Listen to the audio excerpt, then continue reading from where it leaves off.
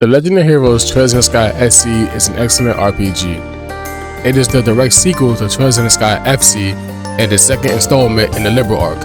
Seeing that this is the sequel to FC, it is highly recommended that you finish FC to get a better understanding of the characters and the story. The story takes place after Trails in the Sky FC's cliffhanger. You play as Estelle once again in her quest to stop a series of events caused by the enforcers of Ouroboros. The cast remains the same from FC with a few new additions. While in FC, the main focus was on Estelle and Joshua's growth, and the rest of the cast was basically introduced, the whole cast really gets fleshed out in SC. You get background stories of the returning cast of FC, and throughout the game you get a better insight of them. The contrast between the enforcers and the cast made it that much better. The pacing of this game is done very well. Even though you'll be doing a lot of reading, the story was engaging enough that it really didn't bother me at all.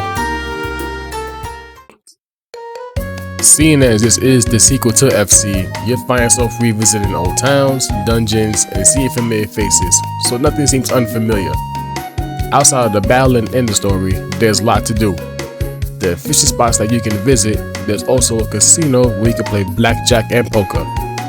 Along with each chapter's main quest, there are side quests just like in FC, and while that might seem tedious because they require a lot of backtracking, I never found myself annoyed while trying to complete them.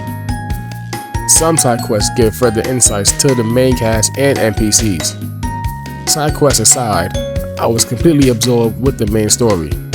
If you're after an incredible story with a ton of lore, with a huge cast of deep characters, then Trails in the Sky SC is the game for you. After you play FC, of course.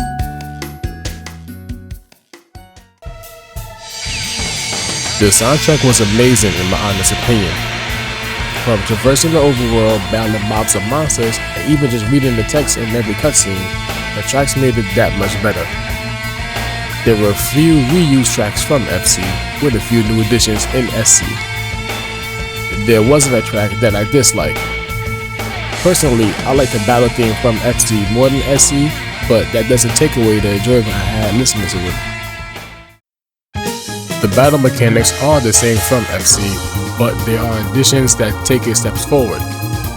The Ornament/Core system got a huge upgrade with a lot of new spells and different combinations to acquire them.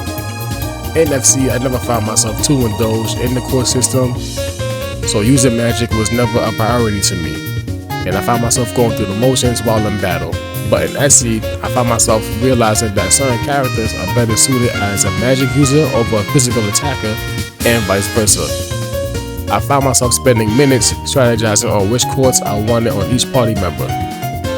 Another addition is the introduction of the chain attack, which allows you to use CP so two more of your party members can do high damage. I did find myself using it a lot, but when I found myself in a pinch towards the end of the game, it really came in handy. All in all, SC was an excellent experience. From the start of the game until the end of the credits, I found myself captivated by the story, cast, and lore of it all. I definitely like how SC did not end on the cliffhanger like FC, and I'm excited to play Trails in the Sky the Third to finish the Sky trilogy. I highly recommend this game if you are a fan of the Trail series. If you finish FC, then playing SC should be a no-brainer. You would not be disappointed.